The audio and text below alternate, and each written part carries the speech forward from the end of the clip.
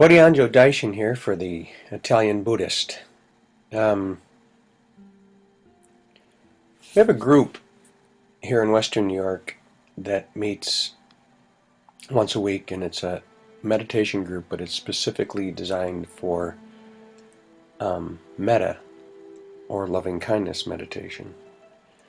Now, if you don't know what metta is a specific practice that opens the heart to compassion and love of oneself, and love of a number of individuals, including benefactors or someone that supports you or has supported you, like a teacher or a good friend, um, a loved one like a family member or friend, a neutral individual, someone that you don't have emotions of one way or the other. Might be the postman, you don't really know them, you've seen them before, someone at a cash register, whatever, they call that a neutral individual.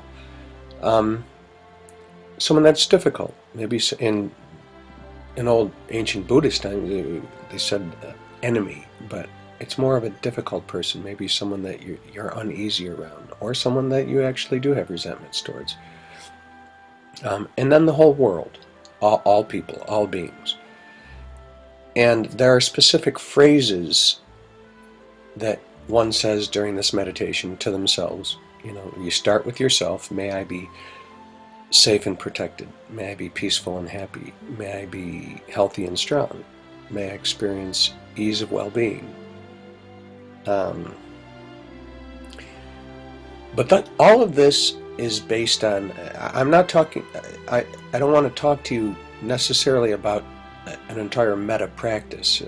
What I'd like to talk with you about, or read to you, is the Metta Sutta that was created by and taught by the Buddha, Shakyamuni Buddha, 2,500 years ago. And it is absolutely beautiful. And this is what metta meditation, or the loving kindness meditation, is based on, is what is called the Metta Sutta. And metta is spelled M-E-T-T-A. And the Metta Sutta is absolutely beautiful, and at the group that meets every week, I printed this out, and a friend of mine took a couple copies of the Metta Sutta home, and she had it at her home, and she gave it to her daughter as well. Now, what's really interesting about this is that in the hustle and bustle of day-to-day life and things, both of them, mother and daughter,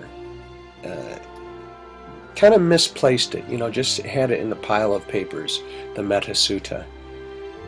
And both of them told me, or I was told rather, by the mother, that in a stressful time and so forth, where she was kind of getting caught up in things, stuff, what do you know, it just kind of appeared to be on the desk, the Metta Sutta, and she read it, and it helped her.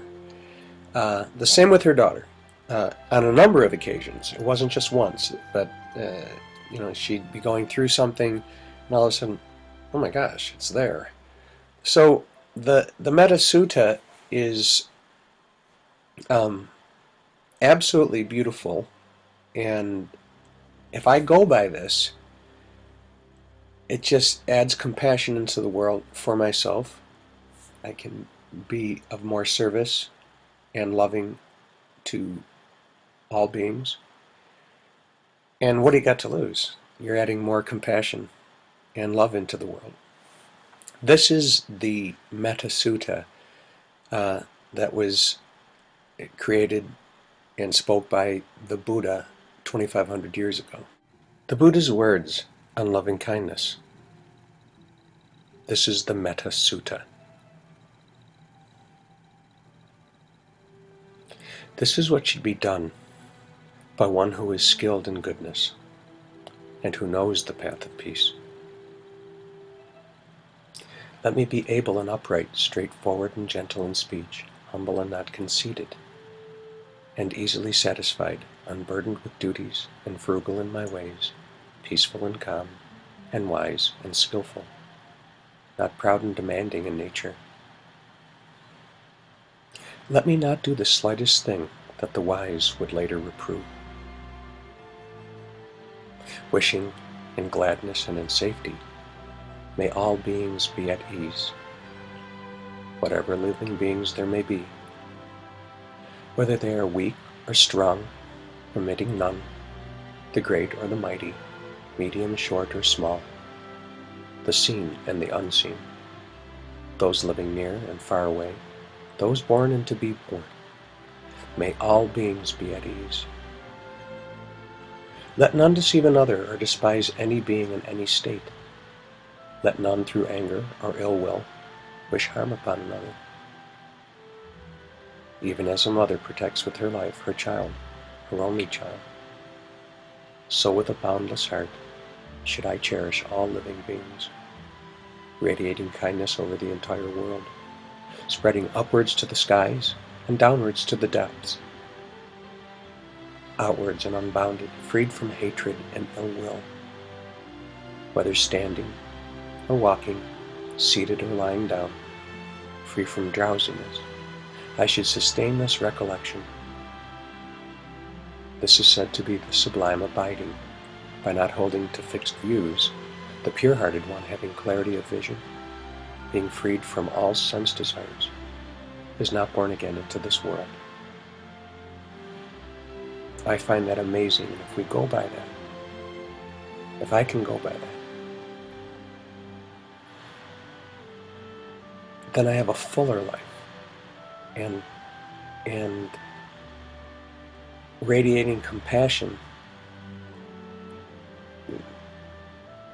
generates so much in my interpersonal relationships and just with all beings. When people say, "Oh, I'm too loving," no, you're not. We're not. We can never be too loving.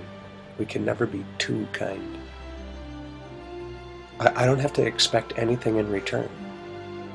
Believe me, the rewards are amazing. So I'm Bodhi Anjo Daishin for the Italian Buddhist. If you have any questions or comments or anything like that, write to me at Bodhi, BHODI, at ItalianBuddhist.com, or visit me at Facebook.com/ItalianBuddhist and like me, so to speak, and send me questions or comments. Namaste.